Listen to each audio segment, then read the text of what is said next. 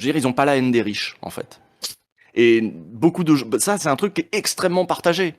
Tu dis aux gens, tu leur demandes la cote de sympathie des gens pour, je sais pas, pour Elon Musk ou Bernard Arnault ou Jeff Bezos. Je crois qu'elle est pas très élevée. Hein. Que si on pouvait les dépouiller, la majorité des gens seraient contents. D'autant plus qu'en plus, ça permet d'alimenter la solidarité, d'alimenter les systèmes sociaux, etc. Donc là-dessus, ils sont nuls. Ils sont nuls, ils ont rien à dire. Ils ont rien à dire parce qu'ils trouvent ça normal que les riches fassent ce qu'ils veulent, parce qu'après tout, ils ont réussi, machin.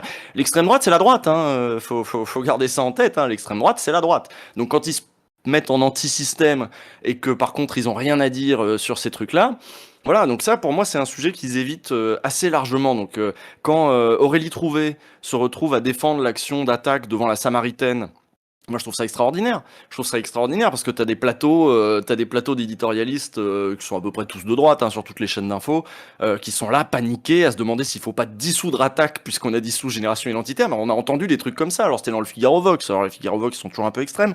Mais enfin, faut les mettre en position défensive et dire maintenant, on va bouffer les riches. Maintenant, on va attaquer les bourgeois. Et c'est à nous de choquer. Parce qu'il faut aussi utiliser les algorithmes et les trucs de Twitter, machin. Il faut aussi utiliser ça à notre avantage. C'est comme ça que je dirais, la bataille du Palais Vivienne a été remportée.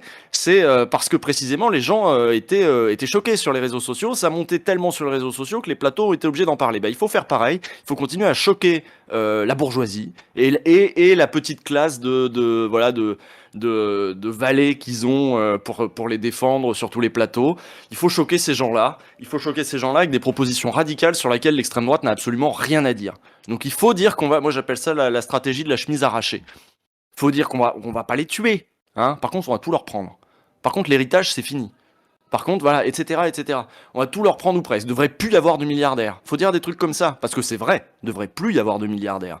Et ça, c'est choquant sur plein de plateaux. Et eux, ils ont rien à dire là-dessus. Donc pour moi, c'est ça aussi où on peut reprendre l'avantage en utilisant y compris la colère populaire, la viralité, des trucs comme ça, en utilisant ça à notre avantage. Aurélie Trouvé avait très bien fait ça en...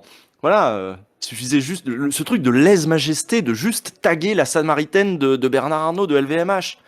Et là, les bourgeois choqués, sauf que ça choque pas les gens, ça. Ça choque pas les gens devant leur télé, ils se disent oh mon Dieu, Bernard Arnault, oh, il faut absolument le défendre. Non, ça c'est les gens de droite qui veulent absolument défendre Bernard Arnault, et les gens d'extrême droite, si tu les pousses, ils ont rien contre Bernard Arnault non Mm. plus.